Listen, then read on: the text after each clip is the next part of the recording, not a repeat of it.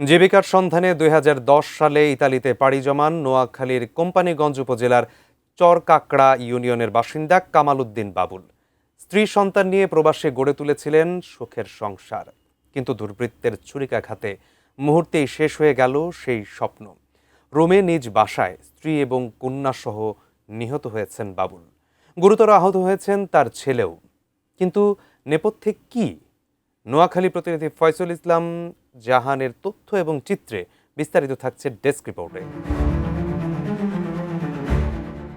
নোয়াখালীর কোম্পানীগঞ্জ উপজেলার চরকাকড়া ইউনিয়নের ৫ নম্বর ওয়ার্ডের বাসিন্দা কামাল উদ্দিন বাবুল ২০১০ সালে ফুফাতো বোনের জামাই আমিনুল্লাহর হাত ধরে জীবিকার তাগিদে পাড়ি জমান ইতালিতে।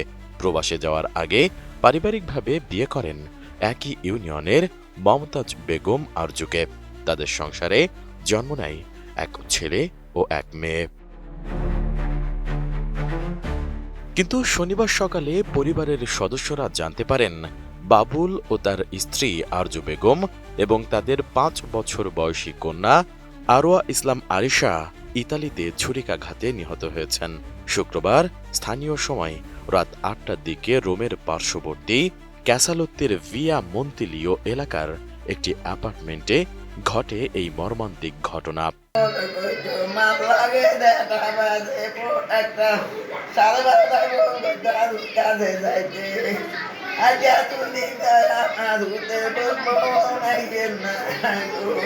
কোয়ালিটি সম্পন্ন আন্তর্জাতিক মানের still bar CSRM, committed for better still. স্থানীয়রা জানান, দেশে থাকাকালীন সময় থেকেই আরজুর সঙ্গে একই ইউনিয়নের শাহাদাতের ঘনিষ্ঠ সম্পর্ক ছিল এমন অভিযোগ রয়েছে। বিষয়টি নিয়ে পারিবারিক অশান্তির কারণে কয়েক বছর আগে কামাল উদ্দিন তার স্ত্রী ও সন্তানদের ইতালিতে নিয়ে যান। অন্যদিকে প্রায় ৪ বছর আগে শাহাদাতও তার পরিবারের সঙ্গে যুক্তরাজ্যে পাড়ি জমান। পরবর্তীতে পারিবারিক বিচ্ছেদের পর তিনি ইতালিতে চলে আসেন। সূত্রগুলো জানায়, শুক্রবার রাতে পারিবারিক বিরোধ মীমাংসার উদ্দেশ্যে কামাল উদ্দিন তার স্ত্রী আরজু এবং তাদের সন্তানদের উপস্থিতিতে শাহাদাতের সঙ্গে বৈঠকে বসেন।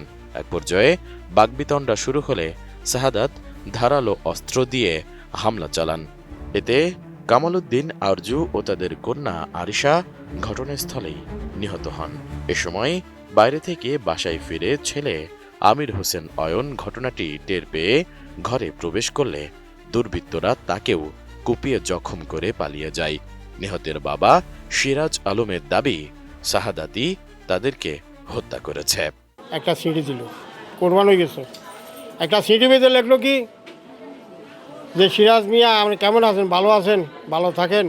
তবে আপনার ছেলে বউ আছে প্রবাসী, আমার জন্য টাকা অলংকার যা আমাদের সাধনা পূরণ করে দিবেন, না হলে আপনার সামনে করব আর আমরা নাতি বউ দুনিয়া থেকে বিদায় হয়ে যাবে।